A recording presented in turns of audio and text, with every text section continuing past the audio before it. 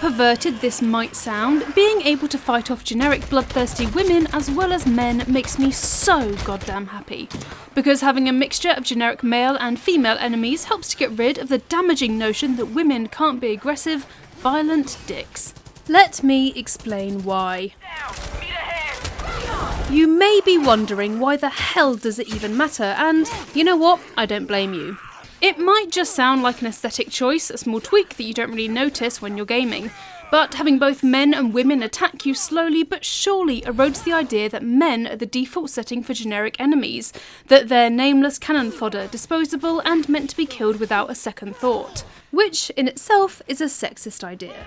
What it comes down to is that however great it is to have major female NPCs, treating men and women the same when it comes to the lowest level of nameless NPCs is just as important.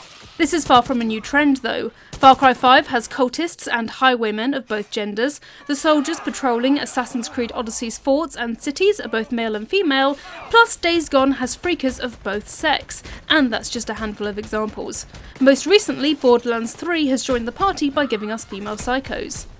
And yes, I know my entire argument can be simplified into let me kill more women in video games, goddammit, but I'm okay with that. You want to support a tyrant? A cult leader? You can, no matter what's between your legs. Including women among these low-level mobs undermines the idea that women can't be aggressors, and helps to combat the sexist idea that women can't be violent, which has a knock-on impact on the way men are treated in today's world.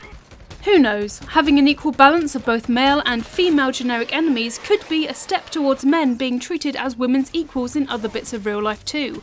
Since we've started to talk more about equality between the sexes, it's no coincidence that current trends indicate men are feeling more able to open up about being the victims of violence.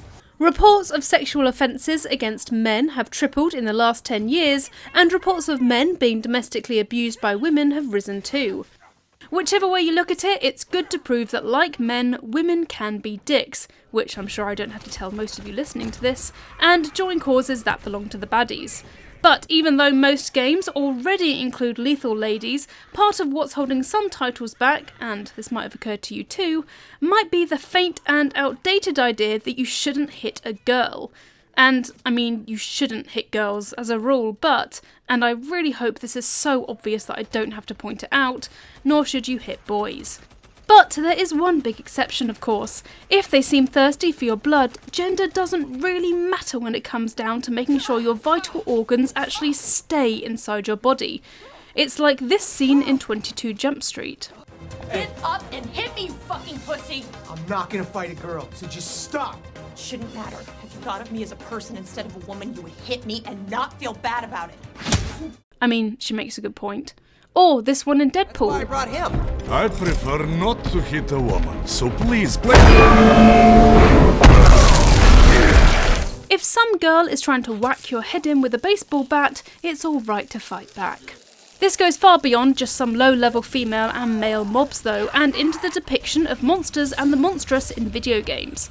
Although with some characters it's almost impossible to tell their gender due to their androgynous appearance, like Resident Evil 7's Moulded or Metro Exodus's Humanimals, other games seem to incline more towards having a majority of monsters with masculine physical qualities.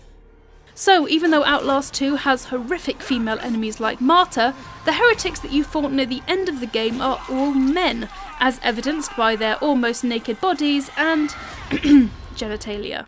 Then, Outlast had only male enemies, despite there being a female ward at Mount Massive Asylum.